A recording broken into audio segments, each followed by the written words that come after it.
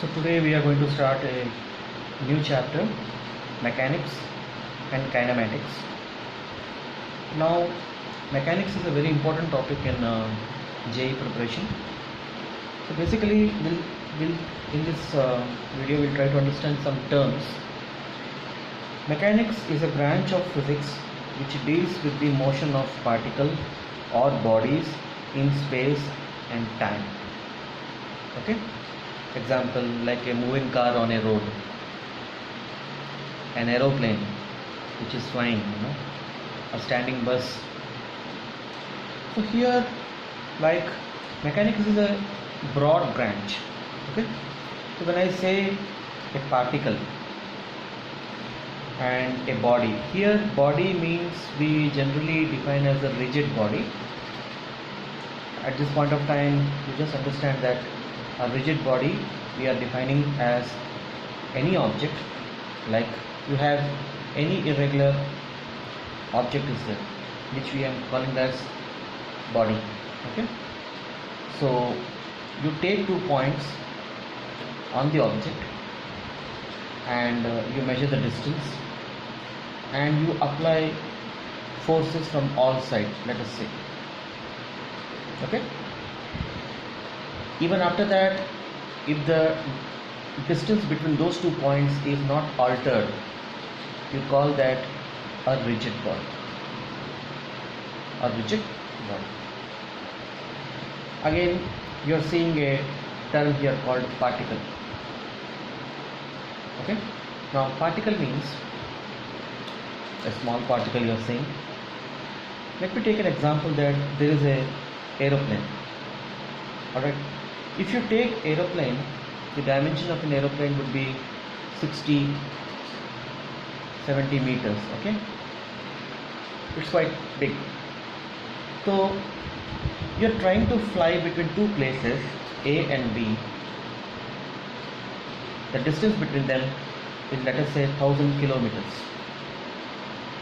So when you compare this dimension 60 meters with this 1000 kilometers, it is very, very small. In this case, you can call this aeroplane a particle. So mechanics basically is motion of objects, bodies or particles in broad way in space and time.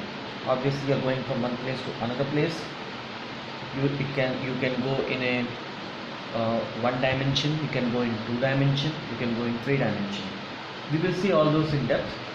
Basically you need to understand that we are talking about objects in motion or rest.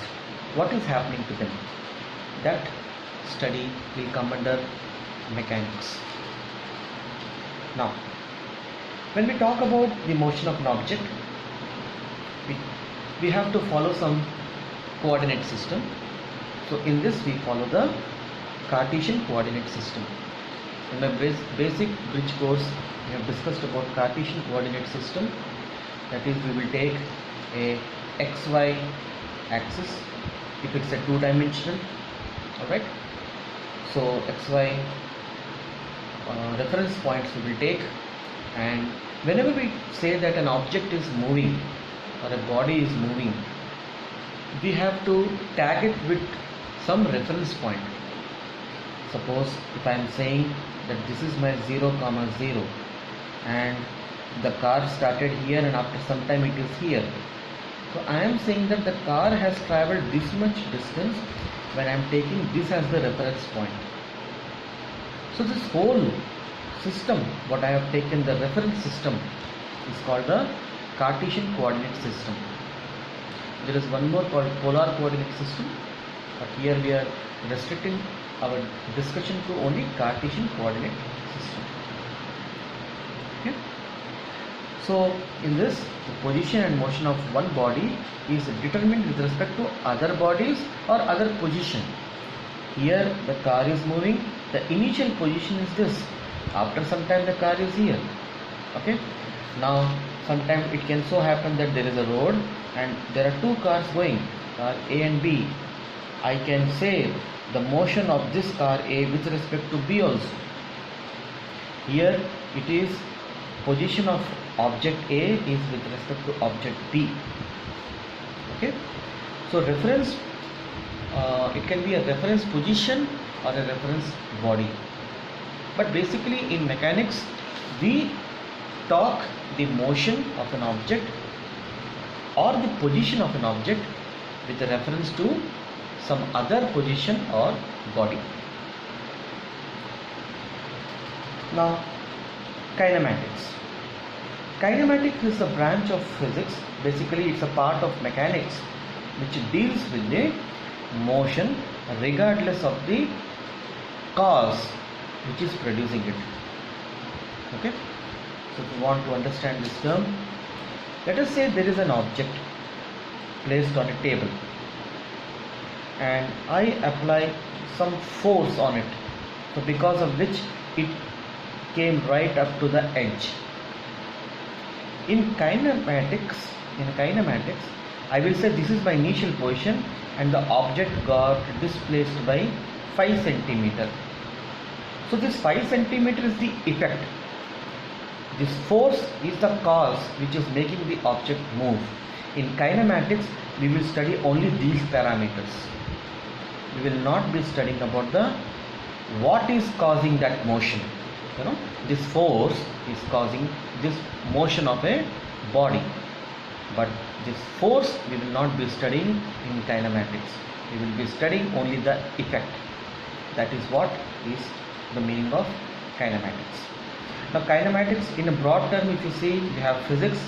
Under physics there is a branch called mechanics, and under mechanics you have two more branches. One is kinematics. In kinematic we study about the effect, whereas there is another branch called kinetics or dynamics, where we study the cause. In dynamics we will be studying about the force.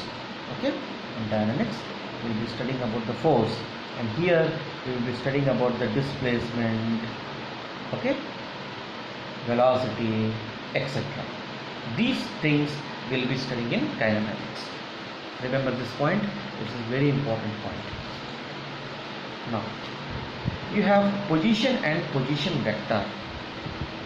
So I have taken example. This is my xy axis. Initially, this is the initial point. Now the body is here. So the position of A is here. But if I want to write the position vector, I need to write it as RA and arrow on top of it. This is the symbol you use. So RA vector, you represent that as a vector. This is the position vector. Okay, but A is the position of the object A after some time, you know, maybe it has started over here and now it is here. So the position of A is right now here, but when you compare, when you tag it with the coordinate, the initial reference point, it becomes the position vector. So here RA vector is indicated by OA vector, and let us say this is my xy axis. It will have some coordinate 2, 1, something I will have. So we will write OA vector is equal to XA I cap plus YA J cap plus ZA K cap. Now while we were studying about vectors, we have discussed about unit vectors. Okay, we have 3 unit vectors I, J, K. Now this is 3-dimensional. Suppose we are talking only 2-dimensional, this will have only 2 coordinates. If it is a 3-dimensional thing, it will have 3 coordinates. So if it is a 2-dimensional thing, it will have XA I plus YA J cap. So what is the meaning of this? See, I cap is a unit vector in X direction, okay, and J cap is the unit vector in the Y direction.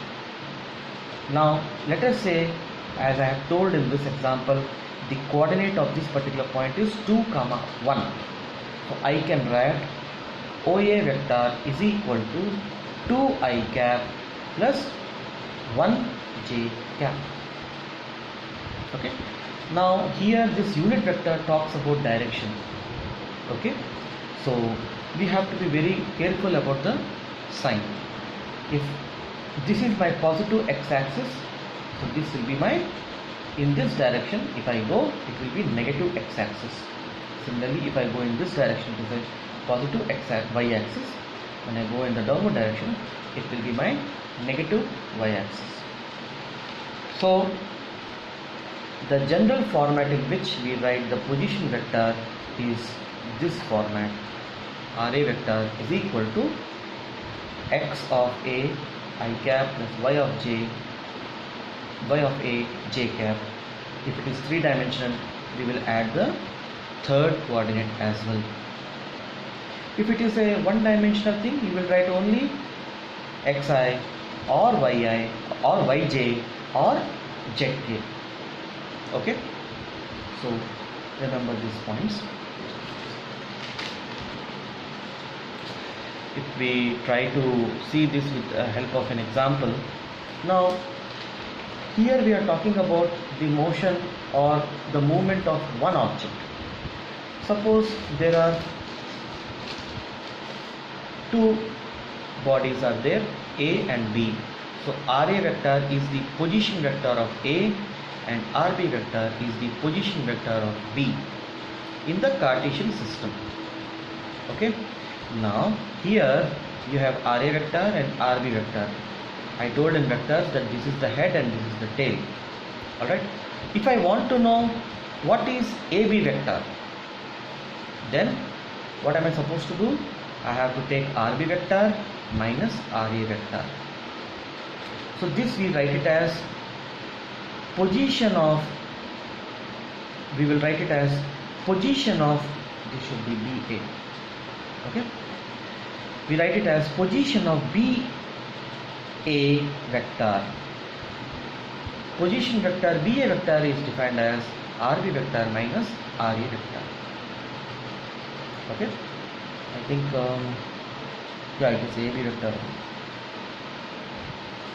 AB vector is defined as RB vector minus RA vector. Then you get this vector. What is the meaning of this? See, initially this position vector of B is tagged to the origin, and this is also tagged to origin. Now we are saying that B, we are taking A as the reference. Alright, the motion of B is measured with respect to the A. Alright, it's like, you know, a car A went from, starting from here, car B went up to here. Now I am saying that how far is car B with respect to A, like that. It might have gone 2 kilometers, it might have gone 3 kilometers. I will say that both are in the straight line. I will say that position of car B is 1 kilometer away from the present position of car A, in simple terms. This can be easily proved also. See, vector addition rule, you remember?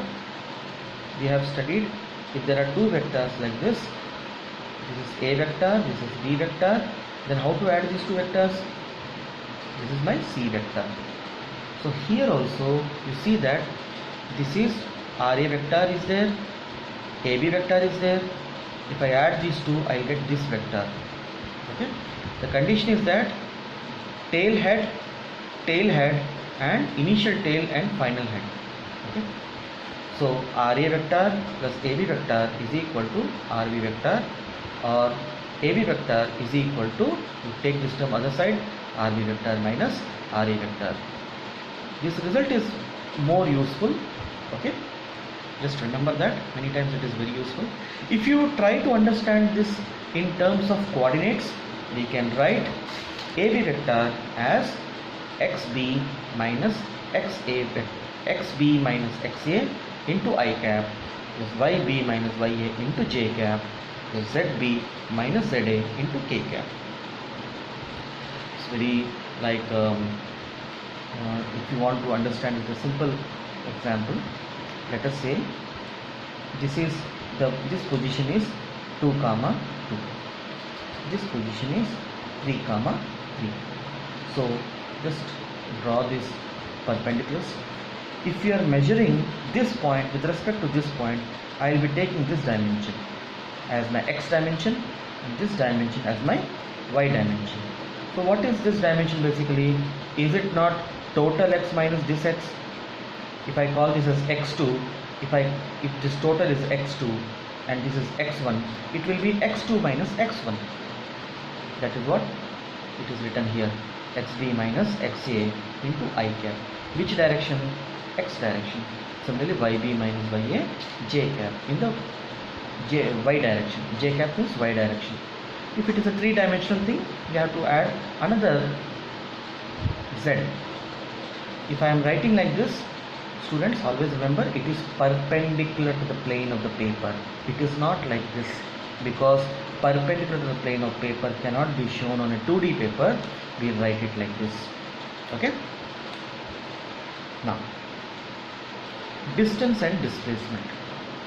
This we have little bit discussed. Distance means actual path length covered, and displacement means change in position vector, that is vector joining initial position to final position. Let us understand this with an example. In the Cartesian coordinate system, we have shown RA vector and RC vector. This is, originally this is the position vector of RA, RC, and let us say from A to C it actually traversed like this, a curvy linear path D, and finally it came down to C. It started at this point, it went to A, then it went to like this, in somewhere you are getting B point also, and then it came to C. Now, just now we have seen here these three are vectors. Okay, when we talk about this delta r is the displacement vector here. Okay, now let us say this it started from here and it came over here, so delta r will be the shortest distance between the A to C. It is like this, like we have discussed earlier. A person starts from here, he goes like this and finally stops here. So what is the displacement vector? This is my initial position, this is my final position. You join these two, this is what is the displacement from this point to this point. How he went and all that doesn't matter. So here also he might have gone like this, but from here to here the shortest distance only will be counted as a displacement vector, and that displacement vector here is delta r vector. This is nothing but what we have studied just now, AB vector. AB vector, it will be, apply this concept, you get RC vector minus RA vector. So suppose any two positions are given to you. If you want to know the displacement vector, you have to take the difference of the second one from the first one. Okay. Here one point, very important point to be remembered is displacement is always less than or equal to distance. See, displacement is a vector. Obviously it will have a sign, minus or plus. But when you talk about the magnitude part, that is why this magnitude bars are put. Alright. The displacement magnitude is always less than or equal to distance. A person may start from here and come over here and stop.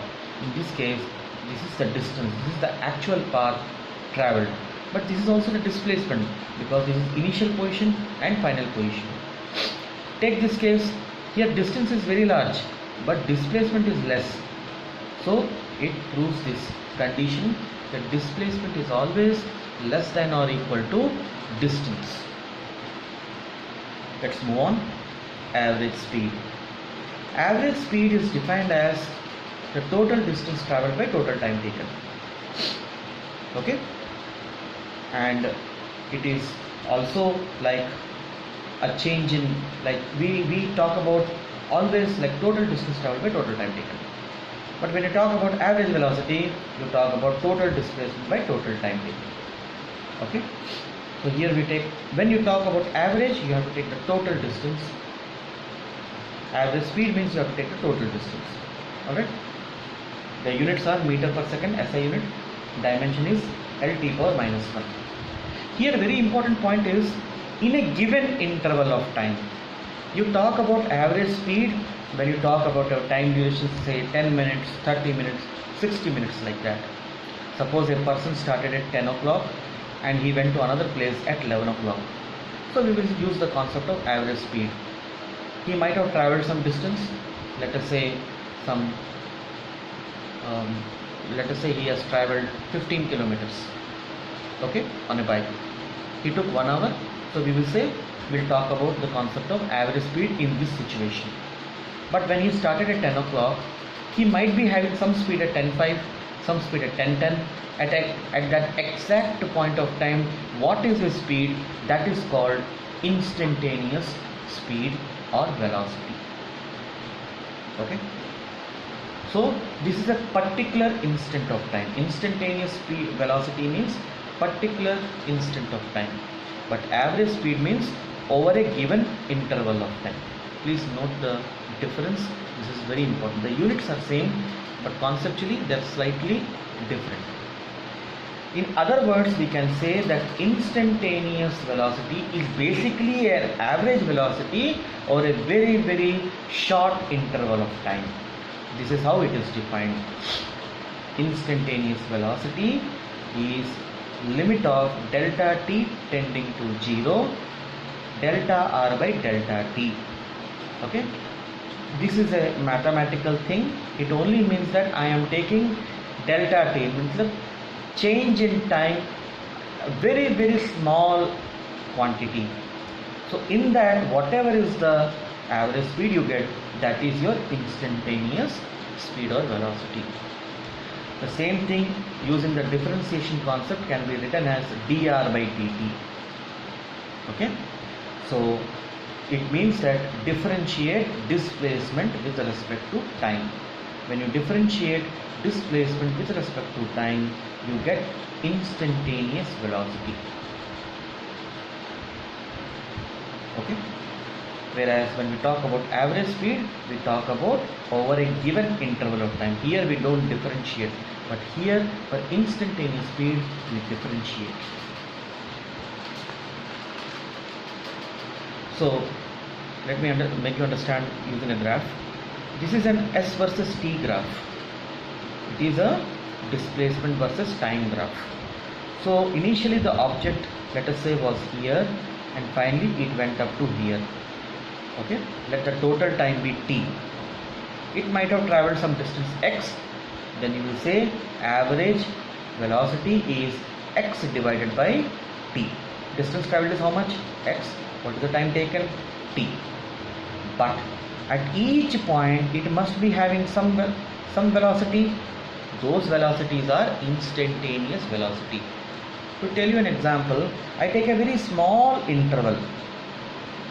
So the first part, let us say some time t1, let us say after 2 minutes, and the next time what I took, let us say I took observation at 2 minutes, and the next time interval, next time when I took the reading was 2.05 seconds. Very, very what is the gap? 0.05 seconds. Very, very small interval. This is what is delta t tending to 0. Okay. So here it must have traveled some little distance. What is the distance? Is it not x2 minus x1? What is the time taken? t2 minus t1. This is our instantaneous velocity at that particular interval of time. The shorter you keep, the more accurate value you get. Okay.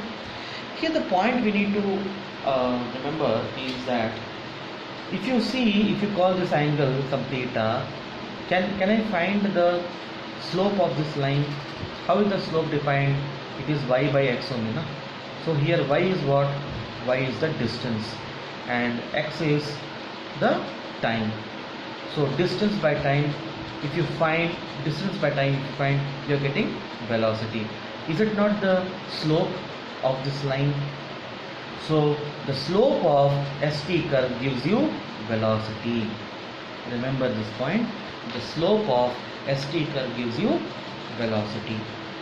At a particular instant of time, if I calculate, the motion can be a curvilinear also, like this also.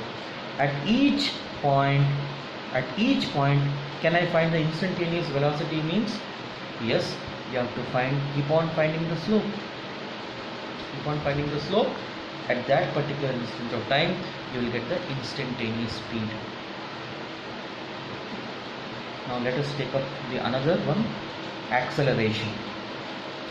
See, acceleration is defined as rate of change of velocity with respect to time. Acceleration is a vector. Acceleration is a vector. Acceleration is defined as change in velocity by change in time. Okay. Velocity and acceleration are totally two different things. Please note the difference.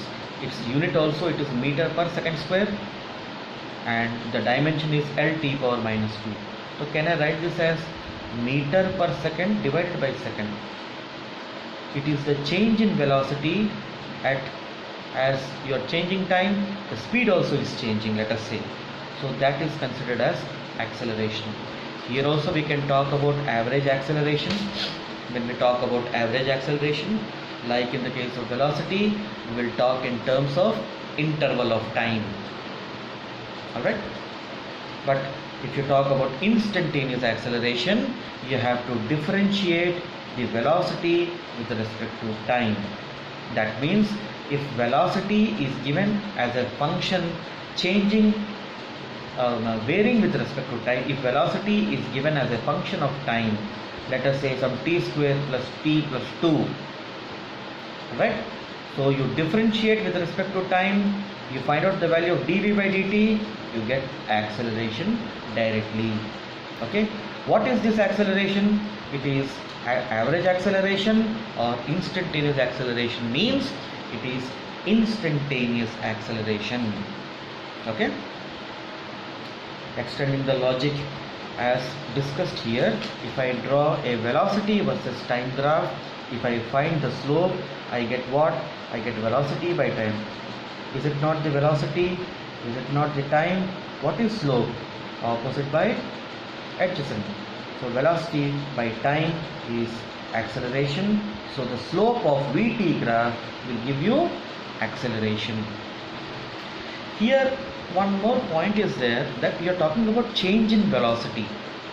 So the change in velocity means, let us say an object started here, it came up to here. What is the change in velocity? We need to consider what is the velocity here and what is the velocity here. Now it went like this. So between these 2 points, let us say between A, B, you have to take the change in velocity between B and A. If I am trying to find about BC, what is the acceleration means? I need to consider the velocity at C minus the velocity at B. It must have taken some time, delta t. There must be some difference or change in velocity, delta v. This delta v by delta t will give me acceleration from B to C. Right? So note this point. Some more concepts we'll take up in the next video. Thank you.